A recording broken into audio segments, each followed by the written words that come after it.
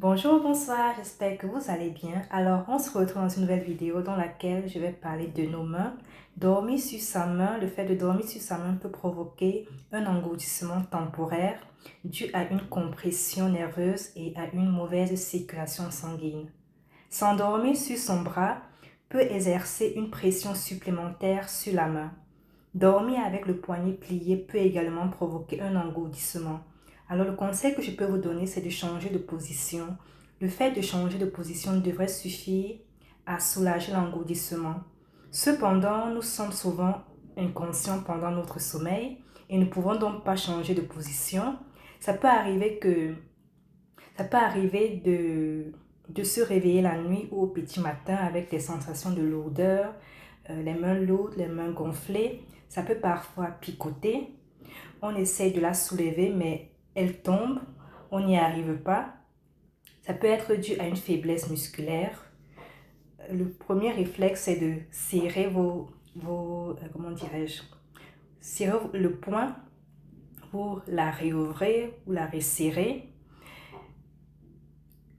Ensuite, vous massez vos mains, vous tapotez un peu pour qu'elle se réveille, pour que le sang circule correctement. D'accord? Cela peut être vu comme une paralysie, hein.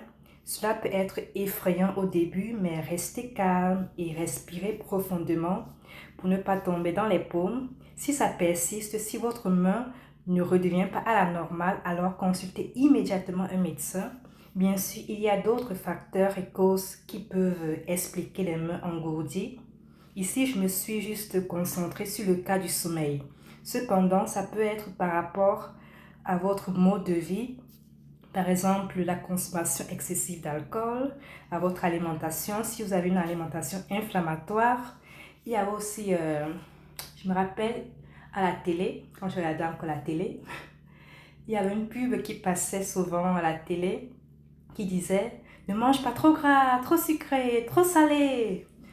Quand même, mine de rien, il y avait quand même des pubs qui portaient à la réflexion. Donc, ne mangez pas trop gras, sinon vous allez prendre du poids et vous allez accumuler la graisse dans votre foie. Et ça va amener de l'obésité, ça va entraîner de l'obésité et certains cancers et peut-être aussi de l'hypertension. Le sucre aussi n'est pas bon pour notre santé, pour nos dents déjà. D'ailleurs, ça apporte ça entraîne on se retrouve avec des caries dentaires. Ça peut nous donner de l'acné et ça peut aussi nous rendre addicts. Donc ça peut créer une dépendance. Ça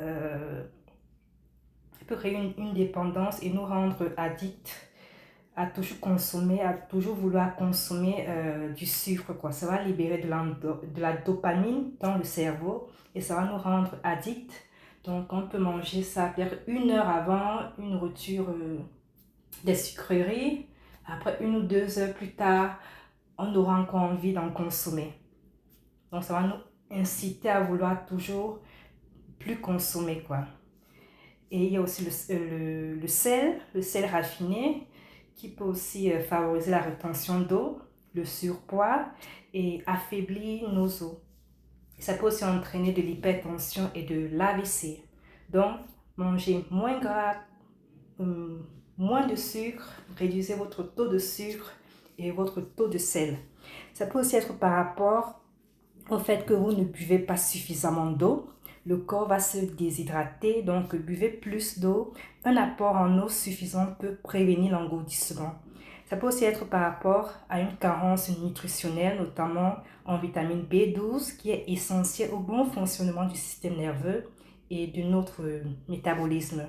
Donc, consultez toujours votre médecin pour des analyses. Assurez-vous de noter tous les médicaments, les compléments que vous prenez quotidiennement pour qu'il puisse faire un diagnostic précis. Et comme je dis toujours, comme j'ai dit précédemment dans ma précédente vidéo, tout excès est nocif pour notre santé. Donc, trouver le juste milieu, il est juste une question d'équilibre. Et pour revenir à la vitamine B12, on peut trouver ça dans les aliments, dans notre alimentation, mais parfois on a envie on a envie d'acheter des compléments alimentaires ou des multivitamines. Et parfois, il peut y avoir de la vitamine B12.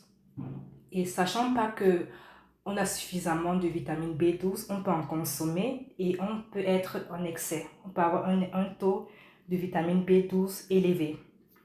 Alors, avoir un excès de vitamine B12 en soi n'est pas si inquiétant que ça, car la vitamine B12 est hydrosoluble, donc un apport excessif est éliminé par les reins dans les urines. Et si vous n'arriviez pas à l'éliminer totalement dans cet apport excessif dans les urines, ça peut être un indicateur que vous avez peut-être des problèmes de reins ou alors votre foie ne fonctionne pas correctement. D'accord? Voilà. Sur ce, prenez soin de vous et à bientôt. Bye!